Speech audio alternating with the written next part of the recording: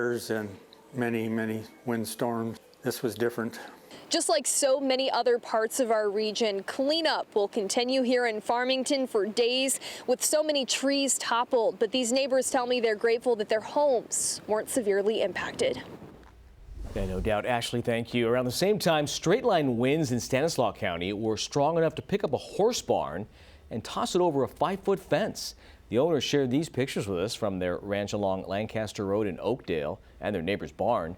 They estimate the barn is about 100 feet long and 35 feet wide and was still fully intact despite the journey across the pasture. Go figure. Luckily, there were no horses in the barn at the time of the storm.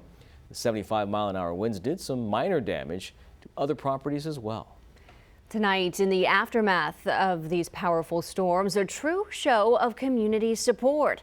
The wind and rain may have torn things apart, but they also bonded neighbors in a very special way. CBS 13's Marley Ginter's in North Oak Park, where neighbors are weathering the storms together. We've shown you this side of the storm, you know, the debris all over the place, this tree uprooted, just ripped out of the ground. But the other side that we keep seeing, we've got to tell you about that too. The compassion and care that comes out of loss.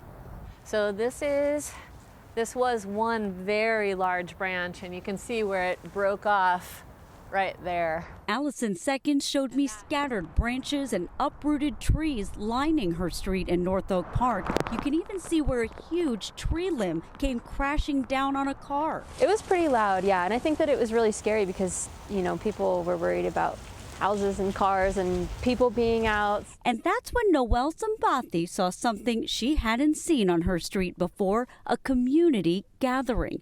Families became more than the people next door, they became neighbors. I remember hearing a lot of people like yelling across the street, "Hey, you guys okay?" These two piles were made by neighbors helping when a large branch fell in the middle of the road. We had another neighbor come out with chainsaws. They had 2 chainsaws cutting up the tree. All of the neighbors poured out. My little daughter, my 2-year-old, was helping out rake up the leaves and the branches, and everybody cleaned out the street before the city could even get to it. Broken trees forcing people to branch out, turning a neighborhood into a community. It says a lot about, you know, humanity. People in need.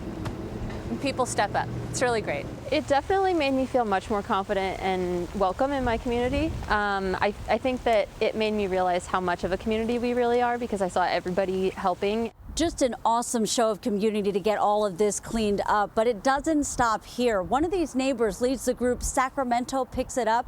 They'll be out doing storm cleanup once everything clears up along the rivers and the creeks, just to make sure that they get the entire community back on its feet.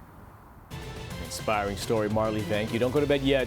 All new at 11, a backflip under the influence. How one DUI suspect tried to get himself out of trouble. Yeah, stick around for that and this. The local woman behind the governor's signature style. The surprise call for service for a woman working out of her garage. We're back in 90 seconds.